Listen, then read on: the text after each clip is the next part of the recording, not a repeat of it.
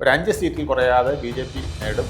2-3 സീറ്റുകൾ NDA മൊത്തത്തിൽ നേടും. അങ്ങനെ ഒരു 5 സീറ്റ് മുതൽ 8 സീറ്റ് വരെ നേടാൻ NDAക്ക് കഴിഞ്ഞേക്കുമെന്നാണ് എൻ്റെ ഒരു വിശ്വാസം. കോൺഗ്രസ് ഇത്തവണ ഭരണത്തിൽ വരുമോ? ജനങ്ങൾക്ക് തോന്നിത്തുടങ്ങി ഒരു മൂന്നാം മുന്നണി നമുക്ക് ആവശ്യമില്ലേ, അല്ലെങ്കിൽ ഒരു മൂന്നാം ശക്തി നമുക്ക് ആവശ്യമില്ലേ. ട്രോളുകൾ ഏറ്റുവാങ്ങുകയാണ് കോൺഗ്രസ് എന്ന് പറയേണ്ടി വരില്ലേ? തൃശങ്കുവിലാണ് VD സതീശൻ്റെ ഭാവിയും എല്ലാം.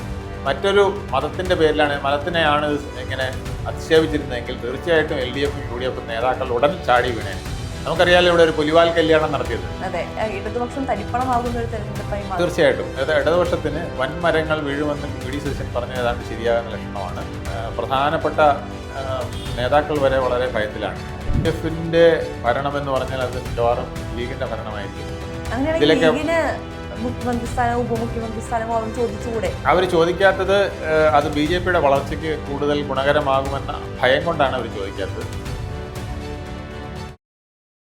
നമസ്കാരം. മെയ് 4-ാം തീയതിക്കുള്ള കാത്തിരിപ്പിലാണ് മലയാളികൾ എല്ലാവരും. ആരാണ് ഇനി കേരളം ഭരിക്കാൻ പോകുന്നത് എന്നുള്ള വലിയൊരു ആകാംക്ഷ എല്ലാവരിലും നിലനിൽക്കുന്നുണ്ട്. പക്ഷേ ഈ സമയത്ത് ആര് മുഖ്യമന്ത്രിയാകുമെന്ന ചർച്ചകൾ സജീവമായി നടത്തിക്കൊണ്ട് ശ്രദ്ധേയമാകുന്നത് UDF മുന്നണി തന്നെയാണ്. എന്താണ് UDF മുന്നണിയിൽ സംഭവിക്കുന്നത്? ഇതിനെക്കുറിച്ചാണ് ഇന്ന് നമ്മൾ സംസാരിക്കാൻ പോകുന്നത്. എനിക്കൊപ്പം ഉള്ളത് രാഷ്ട്രീയ നിരീക്ഷകനായിട്ടുള്ള അഡ്വക്കേറ്റ് MS വേണുഗോപാലാണ്. ചേട്ടാ നമസ്കാരം. നമസ്കാരം. ഇവിടെ ആര് ജയിക്കും എന്നുള്ള ക്യൂരിയോസിറ്റിയേക്കാൾ കൂടുതൽ ആര് മുഖ്യമന്ത്രിയാകും എന്നുള്ള ചർച്ചകൾ നടത്തി എനിക്ക് തോന്നുന്നു ട്രോളുകൾ ഏറ്റുവാങ്ങുകയാണ് കോൺഗ്രസ് എന്ന് പറയേണ്ടി വരില്ലേ? അതെ, അവിടെ ഒരു 3 പ്രഗത്ഭന്മാർ തമ്മിൽ നടത്തുന്ന ഒരു യുദ്ധമായി മാറിയിരിക്കുകയാണ് ആര് മുഖ്യമന്ത്രിയാകണം എന്നുള്ളത്. VD സതീശൻ പ്രതിപക്ഷ നേതാവെന്ന ഉള്ള നിലയ്ക്കും ഈ പരിപാടികൾ, ഈ ഇലക്ഷൻ തെരഞ്ഞെടുപ്പ് പരിപാടികളെല്ലാം നയിച്ച നേതൃത്വം നൽകിയ ആളെന്നുള്ള നിലയ്ക്കും അദ്ദേഹത്തിന് മുൻകൈയുണ്ട്. അതേസമയം മുൻപത്തെ പ്രതിപക്ഷ നേതാവ്, അതുപോലെ തന്നെ ഇനി ഭാവിയിൽ ഒരു മുഖ്യമന്ത്രിയാകണമെങ്കിൽ പക്വതയുള്ള ഒരാൾ, അതായത് 70കളുടെ തുടങ്ങിയ KSUവിൽ തുടങ്ങിയ രാഷ്ട്രീയം, 82-ൽ കേരളത്തിലൊരു മന്ത്രിയായി 27ാമത്തെ വയസ്സിൽ, പിന്നെ പ്രഗത്ഭന്മാരായ കരുണാകരൻ, AK ആന്റണി, ഉമ്മൻചാണ്ടി തുടങ്ങിയവരുടെ എല്ലാം മന്ത്രിസഭകളിൽ താക്കോൽ സ്ഥാനം വഹിച്ച ആളാണ് പലതവണ. അപ്പോൾ അദ്ദേഹത്തിന് എക്സ്പീരിയൻസ് ഭയങ്കരമാണ്. ആ എക്സ്പീരിയൻസും ഉപയോഗിക്കാം എന്ന് നിലയിൽ ഒരു വിഭാഗം. മറ്റൊന്ന്, ഈ തർക്കങ്ങളൊക്കെ നടക്കുമ്പോൾ നൂലിൽ കെട്ടിയിറക്കുന്ന കേന്ദ്രത്തിൻ്റെ ഹൈക്കമാൻഡിൻ്റെ KC വേണുഗോപാൽ. ഒരുപക്ഷെ അതിന് രാഹുൽ ഗാന്ധിയുടെ പിന്തുണയും KC വേണുഗോപാലിന് ലഭിച്ചേക്കാം. പക്ഷേ ഈ കേരളത്തിൽ പാവം തമ്മിലടിക്കുന്ന VD സതീശൻ രമേശ് ചെന്നിത്തലയും എന്ത് ചെയ്യും എന്നുള്ളൊരു ചോദ്യമുണ്ട്. അതെ, അത് എങ്ങനെ വരുമെന്നുള്ളത് നമുക്ക് കണ്ടറിയേണ്ടിയിരിക്കുന്നു. ഇനി നിയമസഭാ അംഗങ്ങളുടെ എണ്ണം നോക്കിയായിരിക്കും ചിലപ്പോൾ നിശ്ചയിക്കുന്നത്. പക്ഷേ അതാണെങ്കിലും ഈ 93-ൽ ഏതാണ്ട് 30-ൽ കൂടുതൽ MLA-മാരെ അല്ലെങ്കിൽ MLA ആകാനുള്ള സ്ഥാനാർത്ഥികളെ KC വേണുഗോപാലിൻ്റെ ഭാഗത്തു നിന്നുണ്ടായിട്ടുണ്ടെന്നാണ് പൊതുവെ പറയുന്നത്. അതുപോലെ തന്നെ സുധാകരൻ, അദ്ദേഹത്തിൻ്റെ സുധാകരൻ, അദ്ദേഹത്തിൻ്റെ കൂടെ നിൽക്കുന്ന ഒരു 4-5 പേരൊക്കെ ഉണ്ട്. അപ്പോൾ അവരെല്ലാവരും ജയിച്ച് വരികയാണെങ്കിൽ എനിക്ക് തോന്നുന്നു കൂടുതൽ MLA-മാരും ഈ ഭാഗത്തായിരിക്കും വരിക. അപ്പോൾ അതൊരു തൃശങ്കുവിലാണ് VD സതീശൻ്റെ ഭാവിയും എല്ലാം. പക്ഷെ ഒരു ഗുണം, VD സതീശന് പണക്കാട് തങ്ങളുടെ അനുഗ്രഹം VD സതീശനാണ്. അതാണ് VD സതീശന്, അത് വലിയൊരു ഘടകമാണ്. അതാണ് ഏറ്റവും വലിയ ഘടകം. ഹൈക്കമാൻഡ് പോലും ലോ കമാൻഡ് ആകുന്നത് ഇവിടെ വെച്ചായിരുന്നു. കാരണം ഹൈക്കമാൻഡിന്റെ 2 കുഞ്ഞുങ്ങളെ പാർലമെന്റിൽ എത്തിച്ചത് പണക്കാട് തങ്ങളാണ്. പണക്കാട് തങ്ങൾ ഇല്ലായിരുന്നെങ്കിൽ അവർക്ക് ആ അത്ഭുതം നടക്കില്ലായിരുന്നു. വയനാട് അങ്ങനെ ഒഴിഞ്ഞു കൊടുത്തത് കൊണ്ടാണ് അത് നടന്നത്, അല്ലേ? അതെ, ഉറപ്പായിട്ട്. UDFൽ ഇപ്പോൾ കോൺഗ്രസിനേക്കാൾ കൂടുതൽ വോയിസ് ഉള്ള ഒരു പാർട്ടിയായി മുസ്ലിം ലീഗ് മാറുന്നില്ലേ? തീർച്ചയായിട്ടും അവരാണ് ഈ UDFന്റെ ശില്പികൾ. ഞാൻ ചോദിക്കട്ടെ, ഇപ്പോൾ നമുക്ക് ഓരോരുത്തരായി എടുത്തു നോക്കുമ്പോൾ ഇപ്പോൾ VD സതീശൻ അങ്ങ് പറഞ്ഞതുപോലെ പ്രതിപക്ഷ നേതാവായി തൻ്റെ കഴിവ് കഴിഞ്ഞൊരു 5 വർഷക്കാലമായി തെളിയിച്ച ഒരു വ്യക്തിയാണ്. ഒപ്പം തന്നെ ഇപ്പം അടുത്ത് നടന്ന എല്ലാ ഇലക്ഷനും ചുക്കാൻ പിടിച്ച വ്യക്തിയാണ്. ഇപ്പം നടന്ന തെരഞ്ഞെടുപ്പിനും അദ്ദേഹം തന്നെയാണ് നേതൃത്വം നൽകിയത്.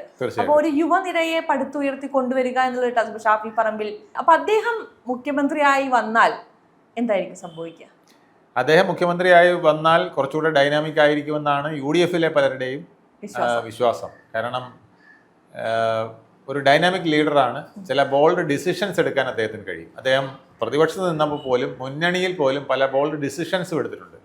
ഒരുപക്ഷെ കേരളത്തിൽ നിന്നൊരു ബോൾഡ് ഡിസിഷൻസ് എടുക്കുന്ന ഒരു മുഖ്യമന്ത്രിയായിരിക്കും ആവശ്യമെങ്കിൽ അത് VD സതീശനായിരിക്കും യോഗ്യത കൂടുതൽ എന്നാണ് എനിക്ക് തോന്നുന്നത്. രമേശ് ചെന്നിത്തലയാകുമ്പോൾ എങ്ങനെയാണ് നമുക്കറിയാം, പ്രതിപക്ഷ നേതാവായിരുന്ന കാലത്ത് ഒരുപാട് കേസുകൾ അല്ലെങ്കിൽ ഒരുപാട് പ്രതിഷേധങ്ങൾ നടത്തിയിട്ടുള്ള അതെ, ഏറ്റവും കൂടുതൽ വിഷയങ്ങൾ കൊണ്ടുവന്ന് ജനങ്ങളുടെ മുമ്പ് അവതരിപ്പിച്ച് ഏറ്റവും കൂടുതൽ കയ്യടി നേടിയ ആൾ രമേശ് ചെന്നിത്തലയാണ്. അതും വളരെ അർത്ഥവത്തായ വിഷയങ്ങളും ഒക്കെയാണ് അദ്ദേഹം കൊണ്ടുവന്നിട്ടുള്ളത്. പക്ഷെ അദ്ദേഹത്തിന്റെ പീരീഡിൽ അദ്ദേഹത്തിന് കേഡറിനെ അതുപോലെ ചലിപ്പിക്കാൻ കഴിഞ്ഞില്ല. അത് വി ഡി സതീശനും ഒരു പരിധി വരെ കഴിഞ്ഞിട്ടില്ല എങ്കിൽ അത് കോൺഗ്രസിന്റെ ഒരു പൊതു സ്വഭാവമാണ്.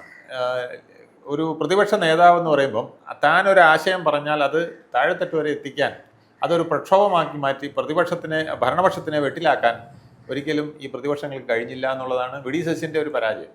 അദ്ദേഹവും പലപ്പോഴും നിയമസഭയിലും ടി വിയുടെ മുമ്പിലും മാത്രമായിരുന്നു പ്രതിപക്ഷ നേതാവ്, ഫീൽഡിൽ പ്രതിപക്ഷ നേതാവായില്ല. ഫീൽഡിലെ പ്രതിപക്ഷ നേതാവ് വി എസ് അച്യുതാനന്ദനെ പോലെയുള്ളവരായിരുന്നു.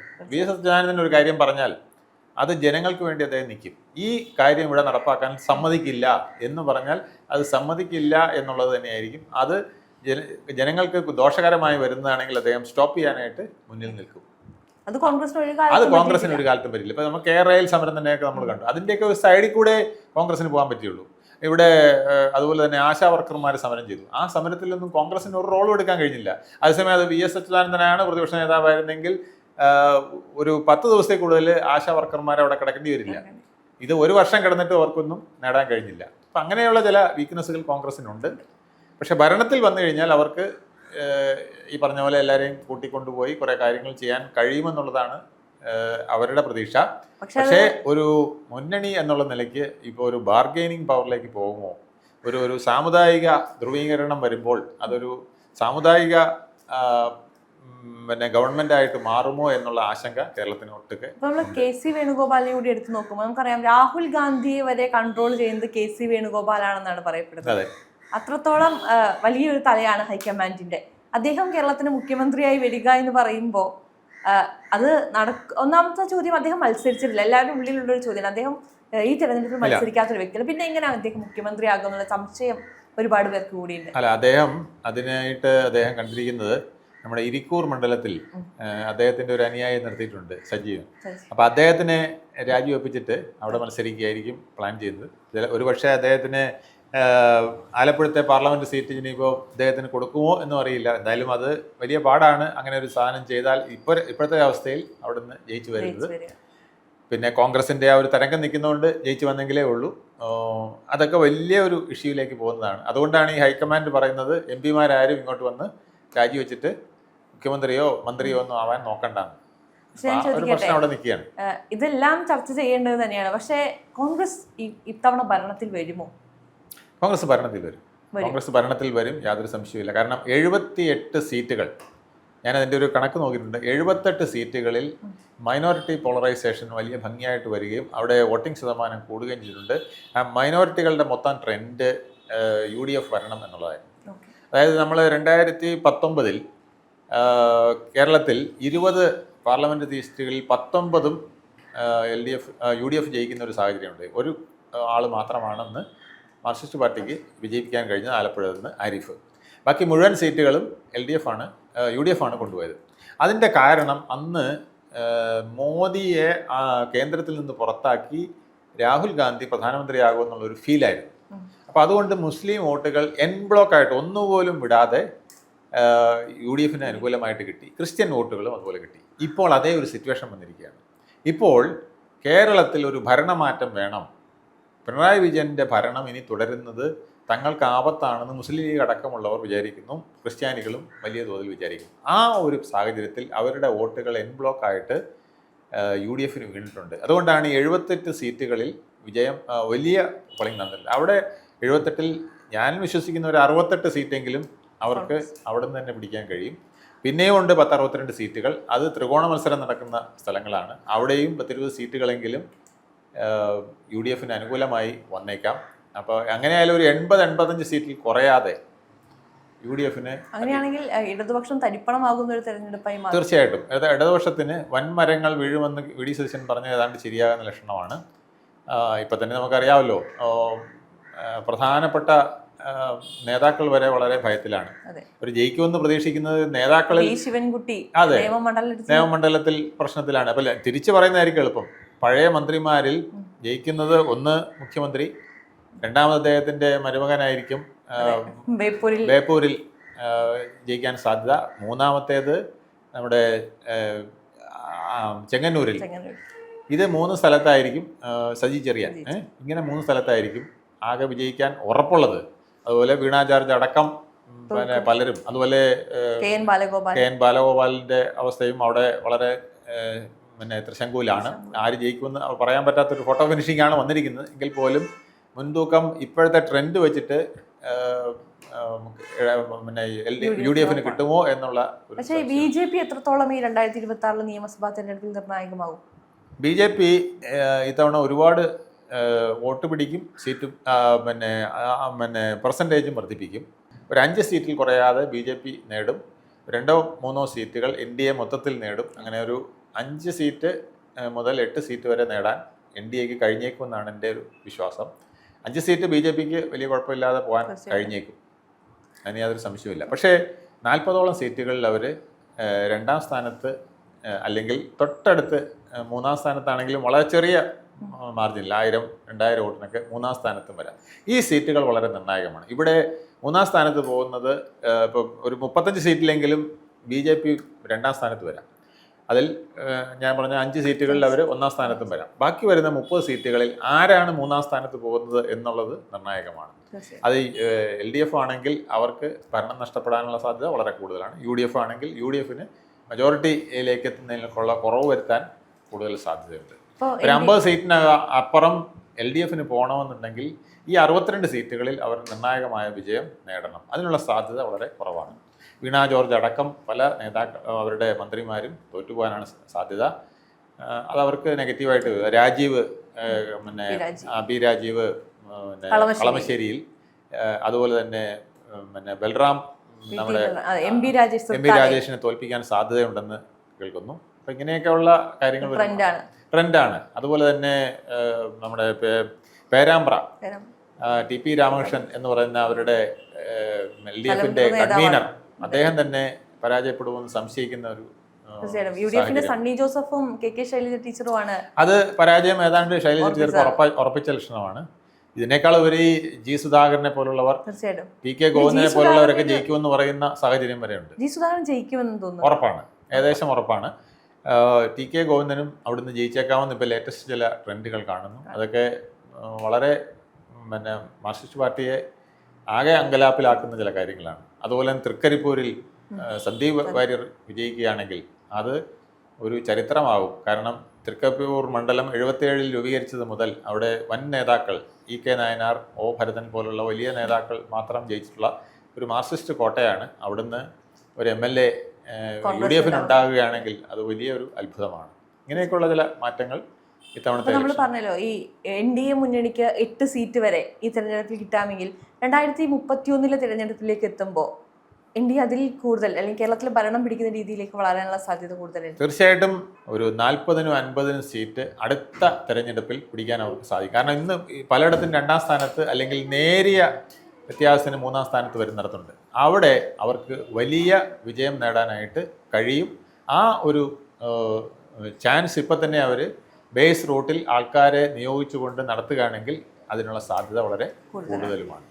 കോൺഗ്രസ് ഭരണത്തിലേക്ക് വരികയാണെങ്കിൽ ഇപ്പം നമുക്കറിയാം, അവരുടെ ഉള്ളിലുള്ള പ്രശ്നങ്ങൾ തീർക്കാൻ തന്നെ വലിയ രീതിയിൽ ബുദ്ധിമുട്ടുന്നൊരു പാർട്ടിയായി കോൺഗ്രസും അതുപോലെ തന്നെ മുന്നണിയായി UDF മാറുന്നുണ്ട്. കാരണം ഉള്ളിൽ നടക്കുന്നത് അങ്ങാടിപ്പാട്ടാണ് എന്നുള്ള അവസ്ഥയിലാണ് നടക്കുന്നത്. അപ്പോൾ എങ്ങനെയാണ് അങ്ങനെ ഒരു മുന്നണിക്ക് കേരളം പോലെ ഒരു സംസ്ഥാനം ഭരിക്കാൻ സാധിക്കുക? കേരളത്തിൽ UDFന്റെ ഭരണം എന്ന് പറഞ്ഞാൽ അത് മിക്കവാറും ലീഗിൻ്റെ ഭരണമായിരിക്കും, കുറച്ചൊക്കെ ക്രിസ്ത്യൻ സഭകളുടെ ഭരണവുമായിരിക്കാം. അതുകൊണ്ടാണ് ഈ പിന്നെ മുഖ്യമന്ത്രി സ്ഥാനത്തേക്ക് പോലും പല വടംവലികൾ വരുന്നത്. മുഖ്യമന്ത്രി സ്ഥാനവും ഉപമുഖ്യമന്ത്രി സ്ഥാനവും അവർ ചോദിച്ചുകൂടെ? അവർ ചോദിക്കാത്തത് അത് BJPയുടെ വളർച്ചയ്ക്ക് കൂടുതൽ ഗുണകരമാകുമെന്ന ഭയം കൊണ്ടാണ് അവർ ചോദിക്കാത്തത്. അവർ ഉപമുഖ്യമന്ത്രി ആയാലും കേരളത്തിലെ മുഖ്യമന്ത്രി ലീഗായിരിക്കും.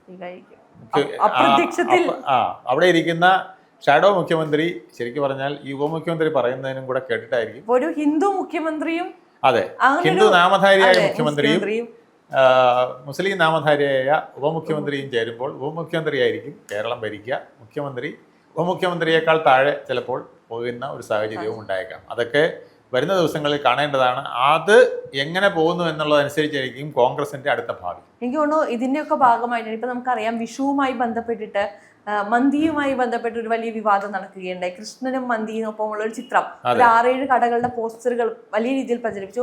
വലിയ രീതിയിൽ എനിക്ക് തോന്നുന്നു മതങ്ങളുടെ അല്ലെങ്കിൽ വിശ്വാസത്തിന്റെ ഒരു വികാരം വ്രണപ്പെടുത്തുന്ന ഒരു സംഭവമായിരുന്നു. പക്ഷേ ഇതിനെക്കുറിച്ച് കോൺഗ്രസ് ഒന്നും മിണ്ടിയത് കണ്ടില്ല. എനിക്ക് തോന്നുന്നു LDFും അധികമൊന്നും സംസാരിച്ച് കണ്ടിട്ടില്ല. അപ്പോൾ ഈ ഒരു സൈലൻസും ഇതിന്റെ ഭാഗമായിട്ടുള്ളതാണ്. അല്ല, ഈ സൈലൻസ് ആണ് ഈ BJP ഇത്ര ഇവിടെ വളർത്തിയത്. ഈ കേരളത്തിൽ EK നയനാർ 1987 മുതൽ അദ്ദേഹത്തിൻ്റെ മരണം വരെ അദ്ദേഹം പറഞ്ഞിരുന്നത് ഇവിടെ താമരയൊന്നും വിരിയില്ല എന്നാണ് അദ്ദേഹം പറഞ്ഞത്. അതിന് കാരണം ഇവിടെ LDFും UDFും മാത്രമേ ഉള്ളൂ, BJPക്ക് ഒരു സ്പേസ് ഇല്ല എന്നുള്ളതാണ്. പക്ഷേ ആ സ്പേസ് ഉണ്ടാക്കി കൊടുത്തത് കോൺഗ്രസ് ആണ്, മാർക്സിസ്റ്റ് പാർട്ടിയാണ്. കാരണം ഇവരുടെ ഈ വർഗീയ പ്രീണന നയം കൊണ്ട്, വർഷങ്ങളായി വരുന്ന വർഗീയ പ്രീണന നയം കൊണ്ട് ഹിന്ദുക്കൾ മാറ്റി ചിന്തിച്ചത് കൊണ്ട് മാത്രമാണ് BJPക്ക് ഇത്രയും മുന്നേറ്റം ഉണ്ടാകുന്നത്. അത് പ്രത്യേകിച്ച് നരേന്ദ്രമോദി വന്നതിന് ശേഷം ആ ചിന്ത വളരെ കൂട്ടുന്നതിന് അദ്ദേഹം കേരളത്തിലുടനീളം സഞ്ചരിക്കുകയും അദ്ദേഹം ഈ ആശയം കൂടുതൽ ജനങ്ങളിലേക്ക് പ്രചരിപ്പിക്കുകയും ചെയ്തപ്പോൾ ജനങ്ങൾക്ക് തോന്നി തുടങ്ങി, ഒരു മൂന്നാം മുന്നണി നമുക്ക് ആവശ്യമല്ലേ, അല്ലെങ്കിൽ ഒരു മൂന്നാം ശക്തി നമുക്ക് ആവശ്യമല്ലേ. കാരണം മറ്റ് എല്ലാ ജാതി മതസംഘടനകൾക്കും ഒരു ബേസ് ഉണ്ട്, ഒരു പൊളിറ്റിക്കൽ ബേസ് ഉണ്ട്, അല്ലെങ്കിൽ ഒരു പൊളിറ്റിക്കൽ സ്പേസ് ഉണ്ട്. ഹിന്ദുവിന് മാത്രം ഒരു പൊളിറ്റിക്കൽ സ്പേസ് ഇല്ല എന്ന ഒരു തോന്നലിൽ നിന്നാണ് BJPക്ക് ഇത്ര ആധിപത്യം വരുന്ന ഒരു സാഹചര്യം ഉണ്ടായത്. അത് തുടർന്നു പോകും, അത് വളരെ വലുതായി വരികയും ചെയ്യും എന്നുള്ളതാണ് ഇന്ന് നമ്മൾ കാണേണ്ടത്. ഈ സാഹചര്യത്തിലാണ് താങ്കൾ പറഞ്ഞ വിഷുവുമായി ബന്ധപ്പെട്ട ചെരുപ്പ് കണിയായി വെക്കുന്നതും കുഴിമന്തി കണിയായിട്ട് വെക്കുന്നതും ഒക്കെയുള്ള വിവാദങ്ങൾ വന്നത്. ഇതൊരു വേറൊരു മതത്തിനെ കുറിച്ചാണെങ്കിൽ ഒന്ന് ആലോചിച്ച് നോക്കൂ. കേരളത്തിൽ വലിയ സംഘർഷം, വലിയ പ്രശ്നങ്ങൾ ഉണ്ടായിരുന്നു. പക്ഷെ അത് എന്നിട്ടും പോലും ഇത് ചില ഹിന്ദു സംഘടനകൾ പരാതി പറഞ്ഞതല്ലാതെ മറ്റൊരു രാഷ്ട്രീയ പാർട്ടികളും അത് ഗൗരവമായിട്ട് എടുത്തില്ല എന്നുള്ളതാണ്. ഇലക്ഷൻ കഴിഞ്ഞുകൊണ്ട് ഒരു കാര്യമുണ്ട്, എന്നാൽ പോലും മറ്റൊരു മതത്തിൻ്റെ പേരിലാണ്, മതത്തിനെയാണ് ഇങ്ങനെ അധിക്ഷേപിച്ചിരുന്നതെങ്കിൽ തീർച്ചയായിട്ടും LDFും UDFും നേതാക്കൾ ഉടൻ ചാടി വീണേനെ. നമുക്കറിയാലോ ഇവിടെ ഒരു പുലിവാൽ കല്യാണം നടത്തിയത് നമ്മുടെ അപ്പൊ അതിൽ എല്ലാ നേതാക്കൾക്കും ചാടി വീഴാനായിരുന്നു ആഗ്രഹം. അങ്ങനെ ഒരു ഹിന്ദു മുസ്ലിം കല്യാണം നടക്കട്ടെ എന്ന് ആഗ്രഹിച്ച് കേരള സ്റ്റോറി, റിയൽ സ്റ്റോറി ഇതാണെന്ന് പറഞ്ഞിപ്പം പോക്സോ കേസിൽ പ്രതിയാകുന്ന അവസ്ഥയിലേക്ക് നമ്മുടെ CPMന്റെ ലീഡർമാർ എത്തിയ അവസ്ഥ കണ്ടില്ലേ. അപ്പൊ ഇതൊക്കെ കാണിക്കുന്നത് അവർ വർഗീയമായി പലപ്പോഴും ചില കാര്യങ്ങൾ ഫോക്കസ് ചെയ്യാറുണ്ട്. അത് രാഷ്ട്രീയ നേട്ടത്തിന് ഗുണമാണ്. കാരണം അവിടെയെല്ലാം വോട്ട് ബാങ്കുകളുണ്ട്. അപ്പോൾ BJP പ്രതിനിധാനം ചെയ്യുന്ന വിഭാഗങ്ങൾക്ക് വോട്ട് ബാങ്ക് ഇല്ല, അത് മെജോറിറ്റി വിഭാഗത്തിൻ്റെതാണ്. അവർക്ക് വോട്ട് ബാങ്ക് ഇല്ല എന്നുള്ളതായിരുന്നു അതിന് കാരണം. പക്ഷേ അതുകൊണ്ട് ഇപ്പോൾ അവർ റീതിങ്കിങ്ങിലാണ്. ഒരു വോട്ട് ബാങ്ക് തങ്ങൾക്കും ഉണ്ടാക്കണം. ആ വോട്ട് ബാങ്ക് ഇല്ലെങ്കിൽ നമ്മൾ എങ്ങും എത്തില്ല എന്നൊരു തോന്നൽ പുതിയ തലമുറയ്ക്കും പ്രത്യേകിച്ച് ഇടത്തരക്കാർക്കുമൊക്കെ വന്നിട്ടുണ്ട്. ഈ ഇടതുപക്ഷം പ്രതിപക്ഷത്തിലേക്ക് മാറിയാൽ എന്തായിരിക്കും? എനിക്ക് തോന്നുന്നു പിണറായി വിജയൻ തന്നെ പ്രതിപക്ഷ നേതാവായി തുടരുമെന്ന് തോന്നുന്നുണ്ടോ? രണ്ടു വിധത്തിലും വരാം. ഒന്ന്, പ്രതിപക്ഷ നേതാവ് സ്ഥാനത്ത് നിന്ന് ആരെങ്കിലും ഏൽപ്പിച്ചിട്ട് അദ്ദേഹം മാറി നിൽക്കാം. പക്ഷേ അദ്ദേഹത്തിന് കൂടുതൽ സാധ്യത പ്രതിപക്ഷ നേതാവായിട്ട് വന്ന് നല്ലൊരു ഔദ്യോഗിക വസതിയും അദ്ദേഹത്തിന് ഇപ്പം കിട്ടുന്ന പോലത്തെ കാറും അതിന് അകമ്പടിയും ഒക്കെ വേണമെങ്കിൽ പ്രതിപക്ഷ നേതാവിന് ആവശ്യപ്പെടാം, കുഴപ്പമൊന്നുമില്ല. അദ്ദേഹത്തിൻ്റെ സെക്യൂരിറ്റി, എനിക്ക് സെക്യൂരിറ്റിയുടെ പ്രോബ്ലം ഉണ്ട്, അതുകൊണ്ട് സെക്യൂരിറ്റിക്ക് വേണ്ടിയിട്ട് എനിക്കൊരു വാന്, പിന്നെ പോലീസ് അകമ്പടി വേണം, അതുപോലെ തന്നെ ഒരു ആംബുലൻസ് വേണം, എൻ്റെ ആരോഗ്യ പ്രശ്നങ്ങളുണ്ട് അതുകൊണ്ട് ആംബുലൻസ് വേണം എന്നൊക്കെ പറഞ്ഞ് ഇപ്പോഴത്തെ അത്രയും 40 വണ്ടി ഇല്ലെങ്കിലും ഒരു 4 വണ്ടി വെച്ചൊക്കെ പോകാനുള്ള സെറ്റപ്പ് പ്രതിപക്ഷ സ്ഥാനത്ത് വന്നാലും അദ്ദേഹത്തിന് കിട്ടും. പിന്നെ അദ്ദേഹം പ്രതിപക്ഷ നേതാവായിട്ടിരുന്നാൽ കുറെ കൂടെ മിന്നും എന്ന് തന്നെയാണ് എനിക്കും തോന്നുന്നത്. കാത്തിരുന്ന് കാണാം. അത് കാണാം. അതെ, മെയ് 4 കാണാം. അതെ.